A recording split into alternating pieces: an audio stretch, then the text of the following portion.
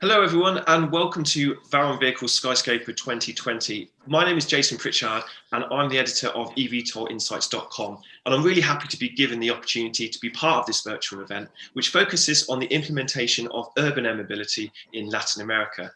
In this video, I'll be talking to Chip Downing, Senior Marketing Development Director in Aerospace and Defence at Real Time Innovations.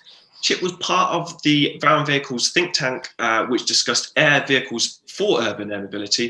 And I'll be asking him a bit more about RTI's work in Latin America and get his insights on the challenges when implementing autonomous and unmanned aircraft operations. So Chip, really appreciate your time talking to me today. Yeah, thank you. I appreciate being here and appreciate the opportunity to work with everybody.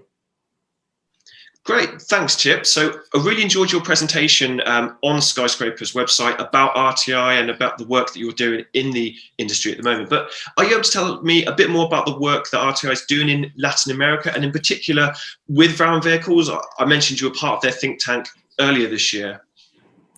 Right. So it's we're completely supportive of what's going on here. I think it's just amazing that Felipe has put together this agenda that's not just about a vehicle or a system or one city or anything else, or just a very narrow use case. I think it's fantastic. He's taken a look at all the different social and economic issues and the technology issues and the implementation power issues. This is just an amazing event when you think about this. And the fact that we're going to start deploying things next year is even more amazing. So we're completely behind that.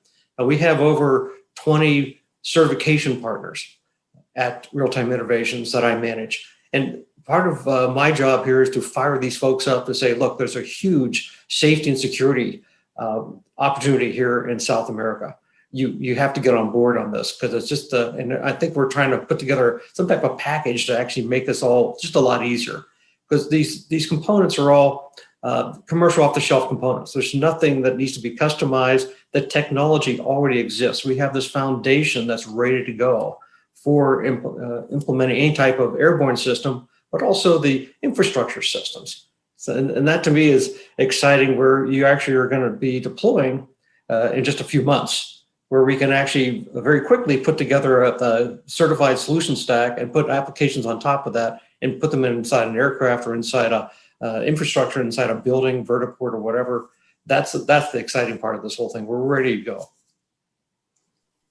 Completely agree, and it's to think that we could have operations as early as next year. Chip, completely agree with you. It is really exciting, and it's all about this talk of the modern day Jetsons. You know, having these aircrafts that are around, whether they're piloted or autonomous in that respect as well. Are you able to tell us a bit more from your expertise? You know, the sort of the demographics of Latin America, because cities like Bogota, for example, very high altitude, very densely populated. Do you think that could pose a challenge then for if we were to get to autonomous operations, for example?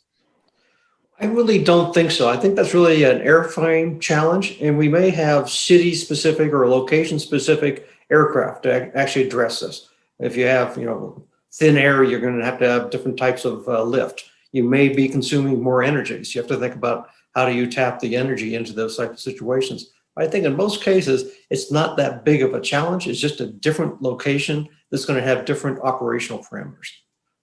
From an RTI standpoint, our software is going to work anywhere from here all the way to outer space and beyond. So it's there's not a challenge for us in that respect whatsoever. I think it's mainly just trying to make sure we get the airframes right and get them optimized to that environment. But besides that, this is autonomous operations in different types of locations, from sea level up to places like Bogota.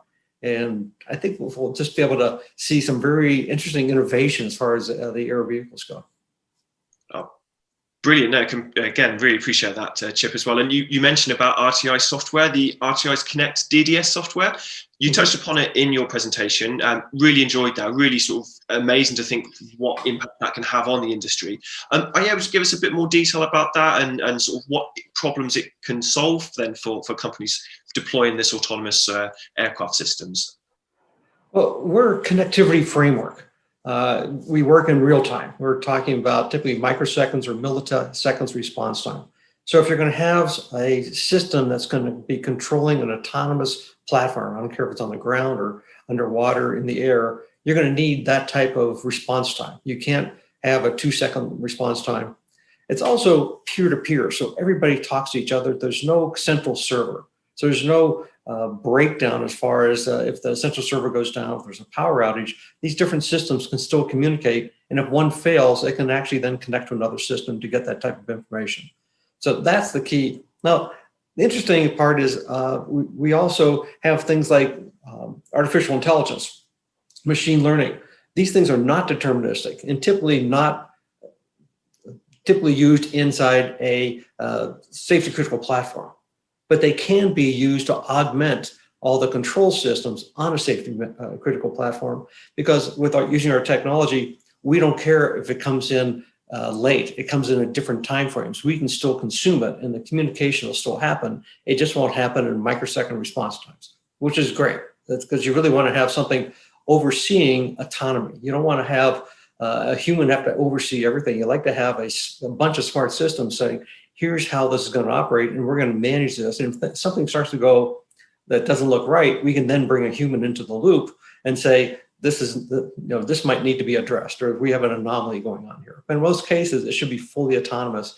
And the only way you can do that is to integrate AI and ML and other types of advanced technologies into this type of system. Again, completely agree. I mean, there's a lot of talk, isn't there, on how soon we could get autonomous systems as well. And I don't think I don't know, I wanted to get your thought on this as well, Chip, because I don't think it's necessarily important that we need to get autonomous systems straight away. I know Tesla are working with the cars at the moment, but it's more about getting it right at the first time, isn't it? And then maybe sort of go towards autonomous in the future when we've got that working right, isn't it? I agree. So I think the first aircraft will be manned or optionally manned and controlled by either a man on the ground or somewhere else. The nice thing about Skyscraper is not talking about huge distances. You can do a lot of this stuff. It'll be line of sight, so the technology doesn't have to get too complex. I also like the way that we're crawl, walk, run type of thing. We're essentially say, let's get one aircraft doing a flight path between two different locations and just start to characterize that and then fold in more aircraft as required. That's brilliant. Instead of saying, let's go attack downtown Bogota. We're not going to do anything until we build 50 vertiports and put 1,000 aircraft in the air all at one time. This is just crazy. So I like the idea of just proving out the concepts and say outside of major cities, and then moving that technology further and further inside as the technology evolves and as we prove out the use cases in different locations. Yeah, absolutely. Because I think what's been really nice to see as well is we're seeing different use cases. It's not just air taxis. We're seeing a lot of talk about emergency missions as well. So yeah, completely agree with that, Chip, as well, is having maybe one or two, learn the findings from it, and what we can learn from that, and then take those learnings as foundations for the next, for next cities as well, because Bogota with its high altitude is completely different to Cartagena with its location next to the sea as well. So do you think in a way that Colombia could lay those foundations in Latin America for sort of urban air mobility for then other cities to follow suit? Yes, I agree. And I think once you prove this here, because we have the perfect proving ground, right? You're not trying to do this in, I'll say, California or Germany or something like that. That's going to be far more challenging of flying these vehicles around. I think you have perfect proving ground. But once it's proven here, you're going to have a whole infrastructure of suppliers and people that and operators can say, I know exactly how to go do this. You can actually come down here and see it for yourself, and then we can put it inside your city. I think that's just a great, and so I see this being the model for the world, not just for Latin America, but I think the world can actually come down here and see how this infrastructure all works. See all these vehicles can actually carry different types of packages or people or whatever, and fulfill this bigger mission that Felipe has put together. Completely agree as well, Chip. And I just wanted to get your thoughts on Felipe and Van Vehikel's work in Skyscraper and the think tanks as well. Has there been anything about Latin America and the implementation of urban air mobility that you might not have known before? I just wanted to get your thoughts on how these think tanks have helped to educate the industry about this particular region.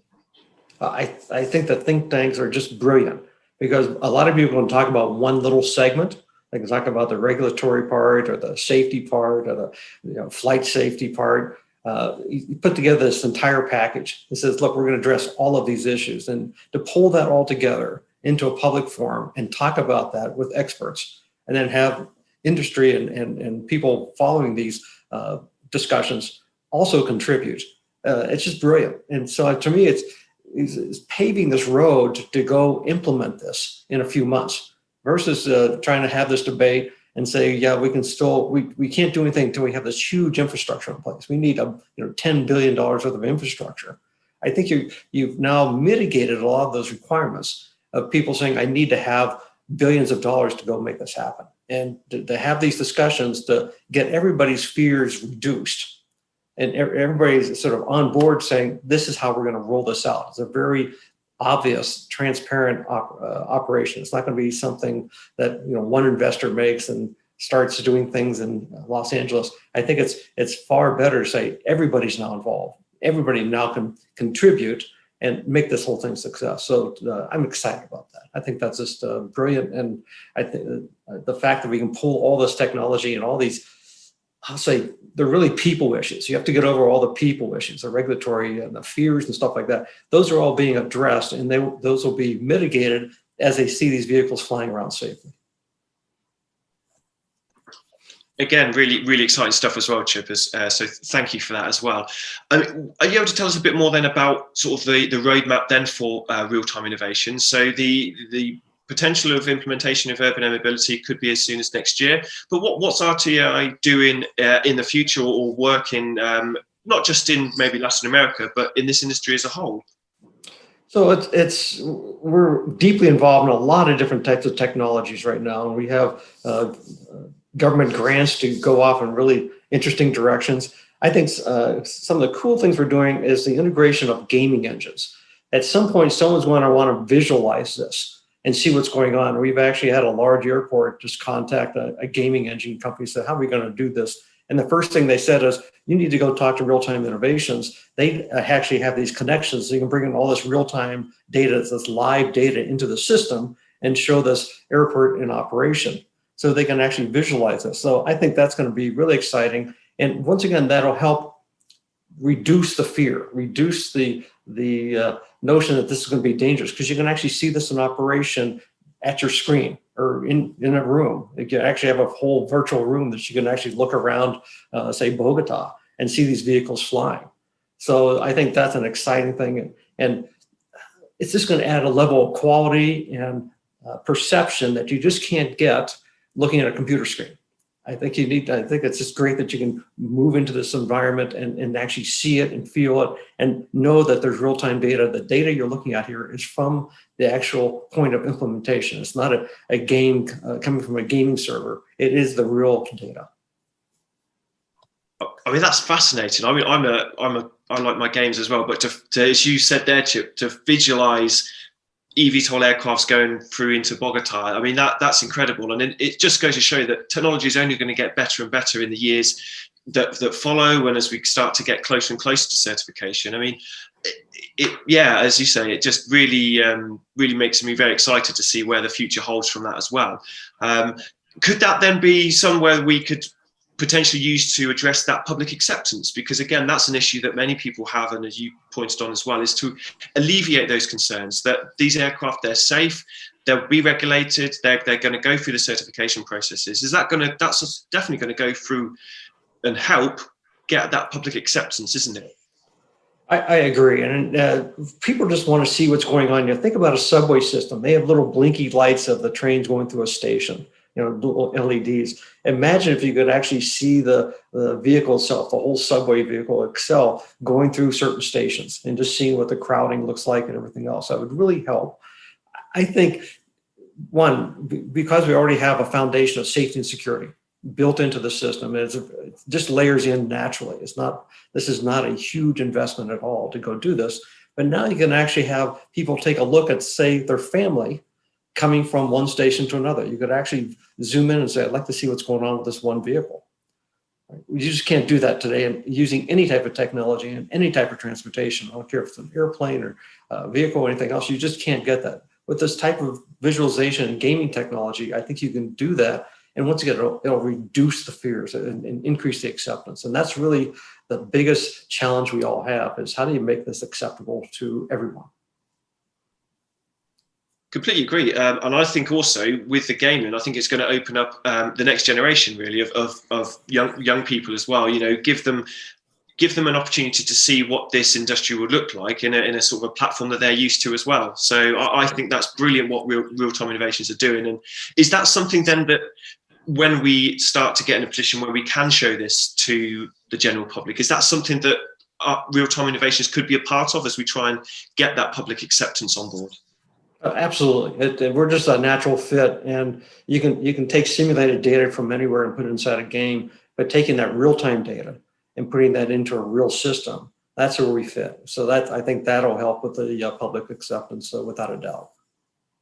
Oh, brilliant. No, thanks for that, Chip, as well. And is there anything else? I think there's some really, really good bits about sort of data integration and stuff. Is there any sort of any starting points do you think that urban air mobility in Latin America could start with? I know it's a bit different to the US in terms of, as we said, the demographics, but where would you think we'd need to start with once we start to implement urban air mobility from your point of view? Well, the aircraft today typically have real-time innovation technology running the entire aircraft. We are the connectivity framework underneath these UAMs, which is great. We've also tested that. We've had customers test that, say, up in Oregon for doing line of sight and non-line of sight flights up there. And so you already have that control infrastructure proven out. So I think the next thing is, how do you make this more complex? How do you actually bring it into a denser environment, actually make it more autonomous? That's always going to be the challenge of autonomy. But as you prove this out manually, you can say, well, I can now do a hands-off operation, see what that looks like. And I think that'll be just a natural, easy step using this type of technology. And you think about the infrastructure required. It's going to just get better over time. People are going to realize that it's not just sensors on a UAM, it's going to be sensors in the infrastructure, in the vertiports, and tracking this through cities. There's going to be sensors, cameras, all different radars, tracking these vehicles, making sure they're in the right flight path and everything else, to make it safer all the way. So I think that's the continuity of the sensor system and the sensing system, the radar systems, just to track everything that's going on with these flights. Perfect. No, it sounds very exciting as well, Chip. And just leads me on to my sort of penultimate question, really, is okay, what then are you sort of working with Vowon Vehicles? Felipe has done a brilliant job in sort of educating people about the work that they're doing with implementing a series of vertical transportation systems. But what is it that RTI can bring to the region then in terms of that sort of integration? I think we can bring trust. I think that's the biggest thing that we can provide. We can bring both safety. It's very strong, proven safety and security story, which is hard to do, but we've actually done that. And we then bring in our ecosystem of partners. As I mentioned, there's over 20 of those with these same credentials.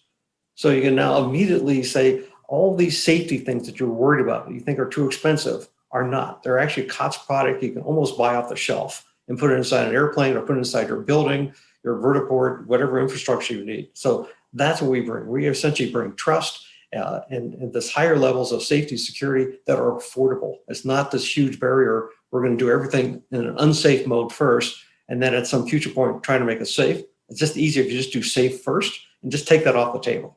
And now you can actually have these systems that most likely aren't going to have a disastrous impact at any point, because they already have this foundation of safety and security. Brilliant. No, thanks for that, Chip. And just leads me on to my final point, really. Is there anything else you feel you'd like to mention about urban air mobility in Latin America, the work that you're doing with Vowon Vehicles or think tanks? Anything else you'd like to add?